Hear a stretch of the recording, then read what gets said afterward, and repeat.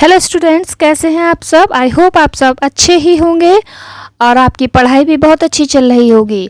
आज हम एक्सरसाइज 3.5 से दूसरे का पहला पार्ट सॉल्व करने वाले हैं और इसको हम बहुत अच्छी तरह से सॉल्व करने वाले हैं। एक एक स्टेप को लेकर सॉल्व करेंगे, तो वीडियो में बने रहिए। चैनल को अभी तक सब्सक्राइब नहीं किया है तो सब्सक्राइब कर लीजिए, क्योंकि यहाँ पर आपको मिलेंगे NCERT क्लास 10th मैथ्स के इजी सॉल्यूशन। तो देर बिल्कुल नहीं करेंगे और पढ़ेंगे क्वेश्चन। तो बच्चों, क्वेश्चन बोल रहा है कि ए और बी के किन मानों के लिए निम्नलिखित समीकरणों के युग्म के अपरिमित रूप से अनेक हल होंगे, और हमें दो समीकरण दे दिए हैं। अभी तक जो समीकरण हम सॉल्व करते आए हैं, पहले क्वेश्चन में हमने जो समीकरण सॉल्व किए हैं वज्रगुणन विधि से, वहाँ पर दो समीकरण दिए जाते थे, वो इस तरीके के होते थे। लेकिन अभी हमें नंबर्स के स्थान पर दूसरे समीकरण में ए और बी दे दिए गए हैं। तो चिंता मत कीजिए, घबराइए मत और कॉपी पेन लेकर मेरे साथ सॉल्व कीजिए। बहुत गंभीर क्वेश्चन नहीं है, बिल्कुल सरल है। सबसे पहले हम इनको सही से लिख लेते हैं। पहले समीकरण से हम लिखेंगे 2x + 3y - 7 = 0।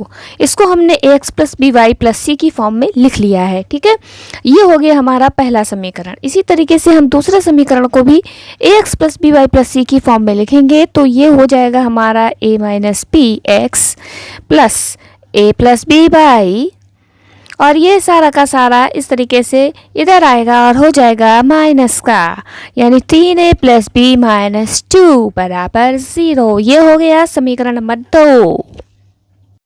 तो बच्चों, अब हम पहले समीकरण से a, b और c यानी a1, b1, c1 नोट करेंगे।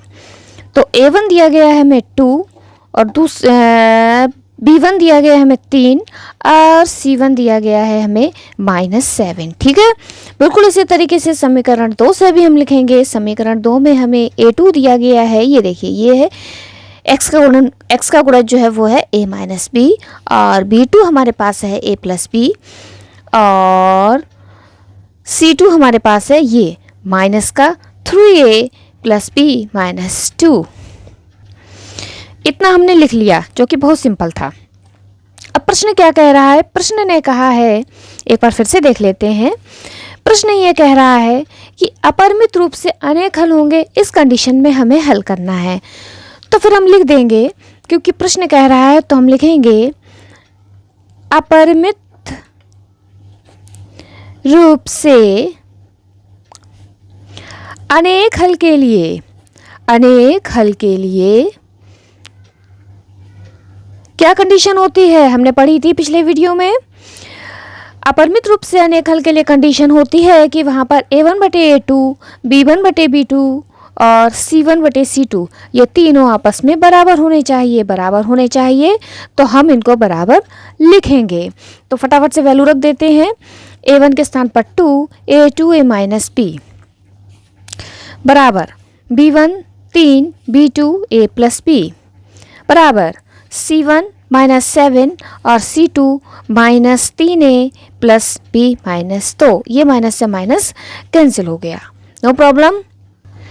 अब ये a और b के मान निकालने के लिए हमें तुलना करनी पड़ेगी, क्योंकि कह दिया है तीनों बराबर है। चाहे आप इसकी इससे तुलना कीजिए, चाहे इसकी इससे कीजिए, चाहे इसकी इससे कीजिए, सब बराबर आने वाला है। तो हम पहले इन दोनों की तुलना कर लेते हैं, ठीक है, क्योंकि हमें समीकरण बनाने हैं। तो 2/a - b बराबर 3/a + b, इनकी हम तुलना करते हैं। तुलना करने पर क्या होगा? अगर हम क्रॉस मल्टीप्लाई करेंगे तो 2 का इसमें गुणा होगा, यानी 2a + b बराबर 3a - b। ओके, 2 का अंदर गुणा करेंगे 2a + 2b बराबर 3 का अंदर गुणा करेंगे 3a - 3b। ठीक, सब कुछ इधर ले आते हैं। 2a + 2b -3a और ये माइनस के 3 भी इधर आएंगे, तो प्लस के 3b बराबर 0। हल कर लेते हैं। ये हो गए हमारे माइनस के और ये हो गए हमारे 3 और 2 5b बराबर 0। या फिर हम लिख सकते हैं कि a बराबर 5b, ये माइनस के 5 भी इधर जाएंगे, माइनस से माइनस कैंसिल हो जाएगा और हो जाएगा a बराबर 5b। ठीक है, इसको हम लिख देते हैं समीकरण नंबर 3। तो इन दोनों की तुलना करके हम एक समीकरण बना ही चुके हैं। अब हम ऐसा करते हैं कि अब हम इन दोनों की तुलना कर लेते हैं। ठीक है, अब हम इन दोनों को बराबर में लिखेंगे और वहां से भी एक समीकरण बनाएंगे। तो लिखेंगे 3/a ए प्लस बी बराबर -7/-3a प्लस बी -2। ये माइनस से माइनस कैंसिल हुआ, फिर वही क्रॉस मल्टीप्लाई करेंगे इसका इसमें, तो 3 का करेंगे 3a प्लस बी -2 बराबर 7 का करेंगे a प्लस बी में। ठीक है, बेसिक सी कैलकुलेशन है। 3 का अंदर गुणा करेंगे, 3 त्रिका 9a प्लस 3b -6 बराबर 7 का अंदर करेंगे 7a प्लस 7b। ठीक, सब कुछ इधर लेकर आते हैं, 9a प्लस 3b -6, ये 7a इधर आ गए माइनस के, ये 7b इधर आ गए माइनस के बराबर 0। और हल कर लेते हैं, ये हो गए 9a और ये 7a, तो ये बचे हमारे पास 2a और ये 3b और 7b, 7 में 3 गए और ये बचे हमारे पास माइनस के 4b और ये माइनस के 6 बराबर 0। यहाँ से 2 अगर कॉमन ले लिए जाएं, क्योंकि कॉमन है, तो 2 × 2 और 2 दूनी 4 यानी 2b और 2 × 6 -3 बराबर 0। यानी कि समीकरण बन गया ये -2b -3 बराबर 0। ये बन गया हमारा समीकरण नंबर 4।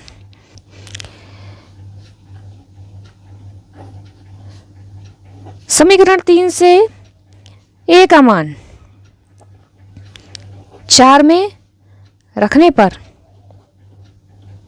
3 से हमने a का मान निकाला था a बराबर 5b। ठीक है, तो हम समीकरण नंबर 4 में जहाँ पर a है फिर से लिख लेते a -2b -3 बराबर 0।